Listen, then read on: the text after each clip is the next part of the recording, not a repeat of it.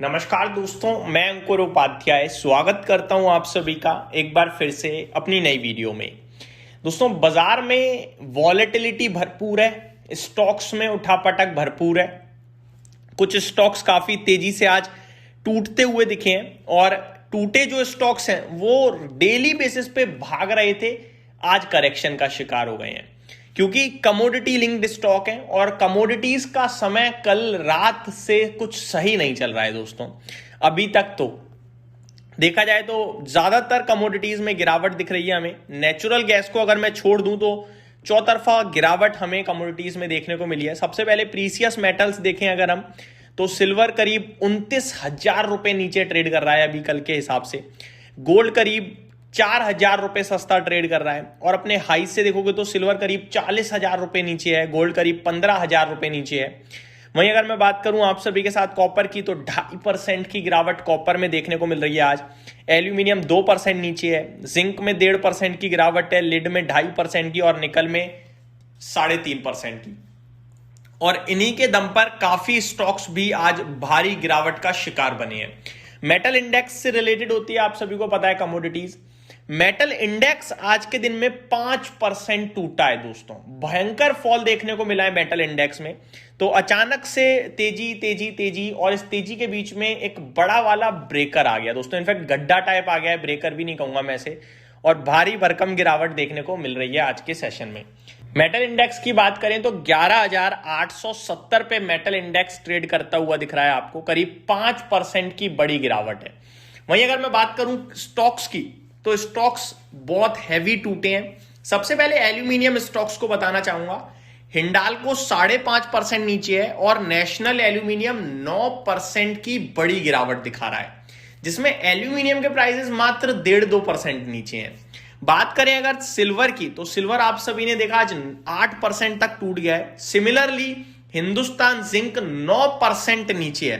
दोस्तों, 2 दिन पहले ही वेदांता ने इसमें OFS के जरिए 685 रुपीज पे 1.56% स्टेक बेचा है और ऐसा लग रहा है कि वेदांता पहले ही प्रिडिक्ट कर चुका था कि टॉप बन गया।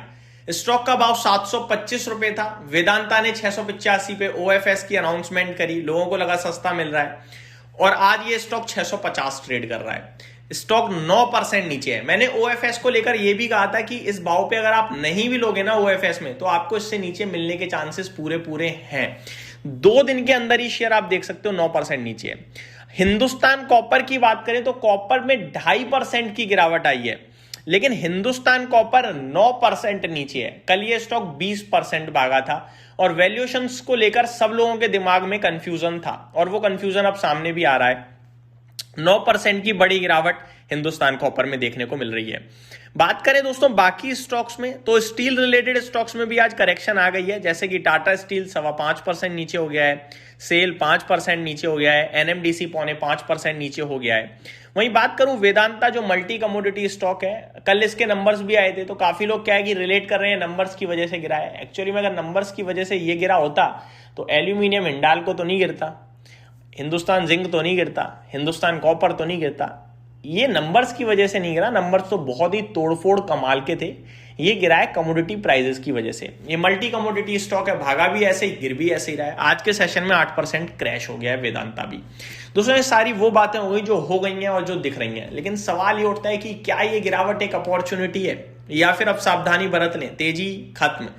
तो इसको लेकर मैं अगर आपके साथ डेटा शेयर करूं, हिस्ट्री शेयर करूं, तो हिस्ट्री ये कहती है कि जब टॉप बनता है तो जिस दिन बनेगा उस दिन तो पता चलेगा नहीं, क्योंकि 20% तक की गिरावट तो प्रॉफिट बुकिंग करेक्शन ही मानी जाती है। और अगर रैली कुछ इस प्रकार हो कि एक महीने में 50% की तेजी बनी हो, तो फिर करेक्शन थोड़ी डीप भी हो जाए तो कोई बड़ी बात नहीं है। तो मेरा मानना ये है दोस्तों, ये अभी हमें एज आ प्रॉफिट बुकिंग लेना चाहिए। और अगर ये करेक्शन भी होगी ना बड़ी वाली, भयंकर वाली, यानी कि मतलब टॉप बन गया होगा, तो भी एक बाउंस बैक आएगा, निश्चिंत रहे। उस बाउंस बैक में आपको पूरा निकलने का मौका मिलेगा। लेकिन सवाल ये उठेगा कि उस समय आप ये सोचो कि दोबारा तेजी आ गई या फिर ये सोचो कि निकलने का मौका है। तो इतना इजी नहीं होता है शेयर बाजार, यही हम सभी को समझ में आता है। अभी सबने बढ़ चढ़ कर खरीदा, अभी करेक्शन हो रही है, अब झिल नहीं रही। 30,000 रुपए 31,000 रुपए एक दिन में चांदी नीचे खड़ा है, 7% 7.5% नीचे। और ये करेक्शन और भी डीप हो सकती है, क्योंकि काफ़ी लोगों का ये मानना है कि बजट में कुछ ड्यूटी से रिलेटेड आ सकता है, जिसकी वजह से करेक्शन आ सकती है। लेकिन मेरा मानना यह है कि चांदी तो फिर भी वॉलेटाइल ज़्यादा होगी। गोल्ड अभी 1.65 ट्रेड कर रहा है, ये 1.50 के आसपास अगर आ जाए तो मेरे को लगता है फिर 1.50 से सस्ता नहीं होगा गोल्ड, क्योंकि वो उसका एक्चुअल रेट आ जाएगा। 1.80 नो डाउट ज़्यादा था, 1.80 से 1.50 अगर देखोगे तो हो जाएगा 18% करेक्ट, और फिर वहाँ से मैं ज़्यादा डिप नहीं देखूंगा। तो ये मेरी तरफ से आपके लिए एक सिंपल शॉर्ट अपडेट थी। बाकी करंट सिचुएशन में वॉलेटिलिटी एट इट पीक है गोल्ड सिल्वर में, आप वहाँ पे कोई ओपिनियन नहीं ले पाओगे।